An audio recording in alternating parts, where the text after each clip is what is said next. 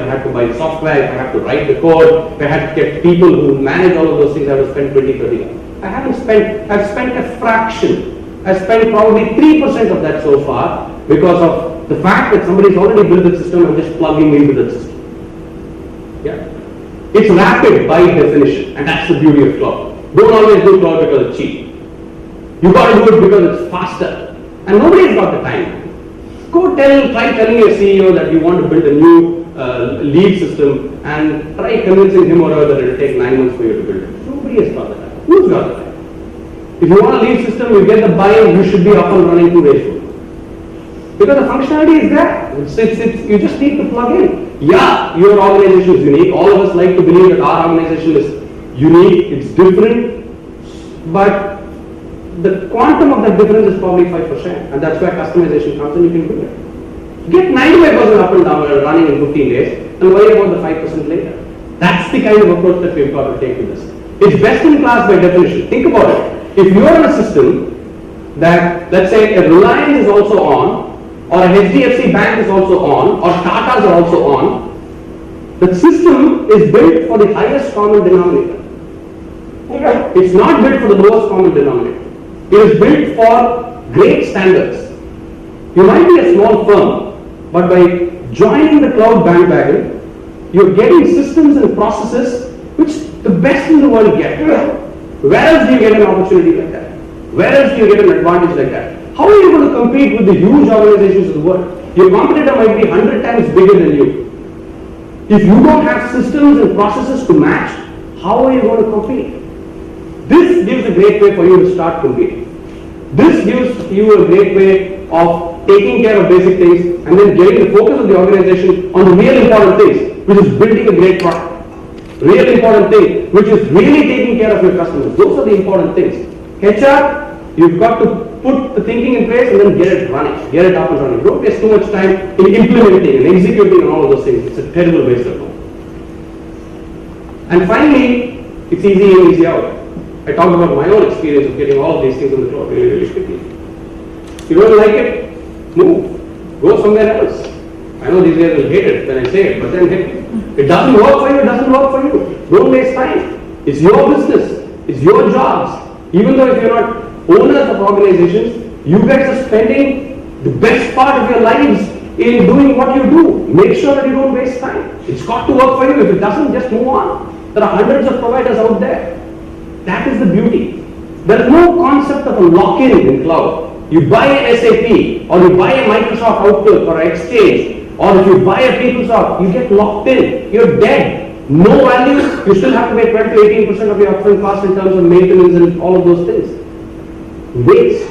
Absolute waste. Don't see value. Pack up and move on. That's the beauty of cloud. And that's why it's, in my mind, that much more relevant to smaller firms than larger firms. You'll notice that in cloud adoption, even in large firms, small groups inside these large firms, they adopt cloud the fastest. You know why? They want to be lean, they want to be nimble, they want to be fast, they want to compete globally. The only way to do that is to make sure that you're in the best process that money can buy at this point. Doing all this, you will be a leader, and it's important to be a leader. All of us want to lead. All of us want people following us. All of us want to be rock stars. That's another reason why you should look at it. But there is a very important difference in this. If you do not do this now, I feel you will be left behind. And there is the evidence that suggests or that substantiates my point. 48% of global 2000 organizations, when it comes to human capital management systems, already have cloud solutions deployed, or they are currently deploying cloud solutions, or they are planning to deploy cloud solutions in the next 6 months.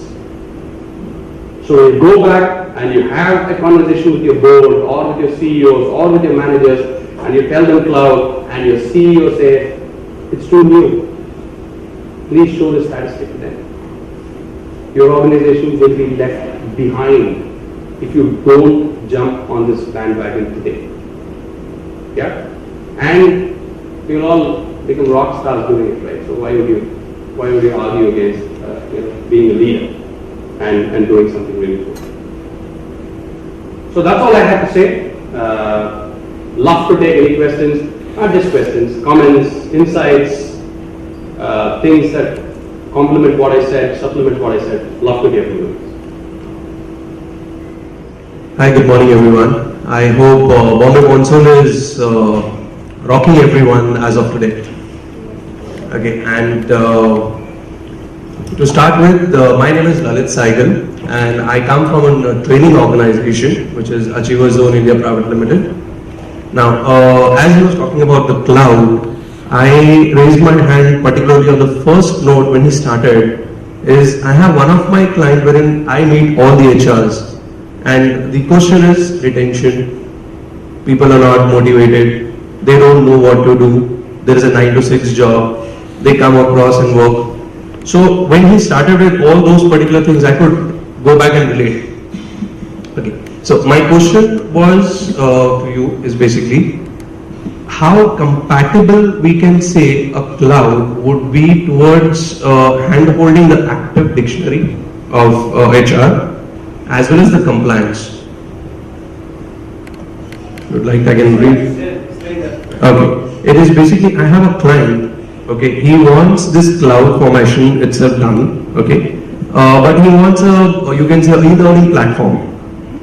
Okay, so on that e-learning platform, we have given them a suggestion that we will do this. There is no server cost, nothing what will be coming across, it's easy to use.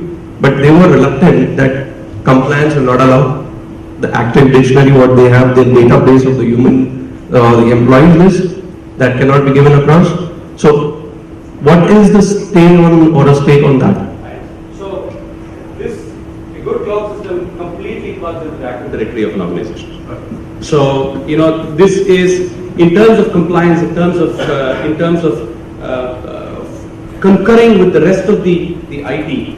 It doesn't necessarily mean that every aspect of your IT has got to be in cloud for you to put something new. So this will be totally compliant. But, you could pull data out of your active directory. Your hierarchy will be set, and the rules can flow out of your active directory. If that's where you're set. All of those things are complete. There's no difference between a cloud solution and an on-premise solution in a situation like that. Concern around security? Security also is one part of that. It's basically what they told us was, I am giving you my full data of employee. Okay, so your server is not with us. So how do you manage that and all? See, there are two aspects to security, and this is a broader question, so I'll answer it in slightly broader terms for you to make up your own mind on how to think through the whole thing. Just because something is in your firewall doesn't necessarily make it safer. Right? A lot of women here, I'm sure you own jewelry, all the men, your husband, your wives, your girlfriends, they all own jewelry, and they don't store it in their house. They store it in a bank locker. So why do they do that? If you've got to be inside your firewall for something to be safe, why would you put it in a bank locker? So in this sense, it's outside your firewall, it's safer. You know why? Because the ability of a bank to invest in security is than our individual ability to invest in security. So the whole question then becomes, so it's a given. If you go with the cloud provider, you've got to make sure that the security practices that they've got and stuff like that is stronger than what you would have in-house. If they're not stronger, then don't go with them. But we have seen as cloud has evolved that these guys are incredibly secure and stuff like that. So doesn't necessarily mean, see, firewall and security are two different things. Don't confuse it. There are so many ways in which you can take care of security, right? And especially in HR, I see this objection a whole lot. My employee data is there, my employee salary data is there. You just have to be smart about how you store data, right? If you know that Anand Ramachandran, employee number 91747, gets 55 lakhs as salary, and you put it all together, then it's of value to potentially a competitor. But if 91747 is in some other place, 1 lakh or 55 lakhs is in some other place, not really, remove the content from the context. If you can do that, there really is no issue. You just got to think about it. Don't assume that it's all given. Obviously, it's your crown jewels, your customer's crown jewels. Don't assume it's all given, but then there are 100 ways to take care of all these things. I don't think it's a big issue. Sure, thank you very much. somebody who doesn't necessarily agree with what I said, where you think it's not really relevant to your industry, doesn't quite work that way in what we do. Love to hear your perspective.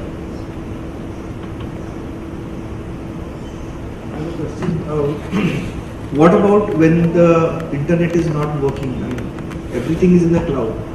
So, or one of your offices is somewhere else.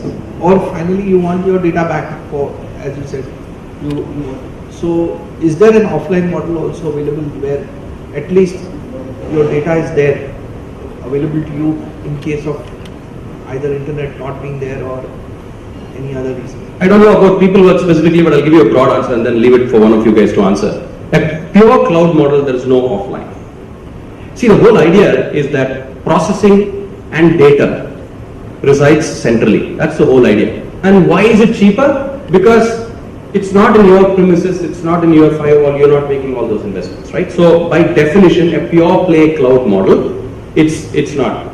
Internet not working, there are ways we've got to make sure that internet works, right? So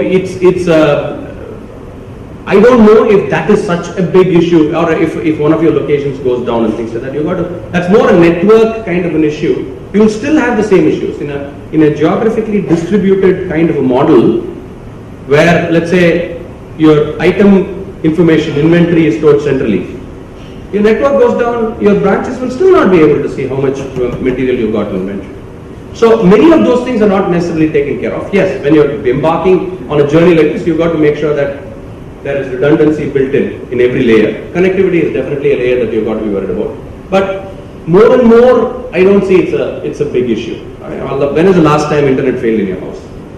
I'm not saying it doesn't happen. I'm saying increasingly it's becoming the other aspect which I was not trying to highlight was, supposing you want to exit from this provider and you want to take it on with somebody else. Is the data compatible with some? It should be incredibly easy, and not just.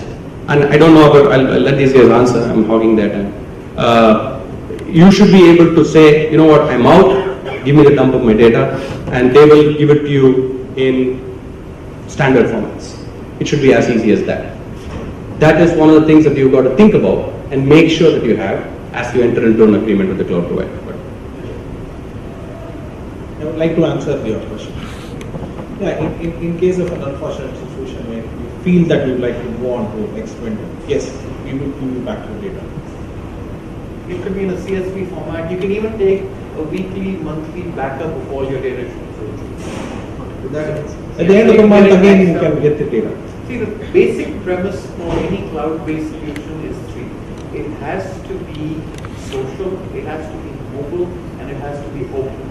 And by open, you should have exposed APIs to connect with any other system. It could be an ERP, it could be a CRM, it could be a legacy system. You want to pull and push data in and out of your application. It has to allow that, and only then can it be called a true cloud-based system. Right, so, and our solution does support all three. Right, so I hope I've been able to give some clarity about it. Any other questions? Sure. Hello, good morning. My name is Joy Basu. I am into consulting and training. Typical question which I've been asked you about my clients. They now have a non-cloud setup. And so you have functions of finance, operations, you have the function of HR. It's very appealing to me looking at this concept. How do you migrate? Now they have a very integrated system. The MIS pours out of the system. So it has to draw on figures from the HR, from finance, and the analytics are then submitted to the management. If I can't migrate at one stroke, so if I put this HR up there, will it cause a disruption? And how, because in real time, they will not wait for things to stabilize that long, because they're very comfortable with the ERP right now. So this is a practical reality which I need to address if I can look forward to such migration. See, there are many ways in which you could do it. You could cut over a period of time. The way I would look at a problem like this is from the analytics standpoint. Find out what the dashboards which are going to the CEO, which gets feeds out of your HR system.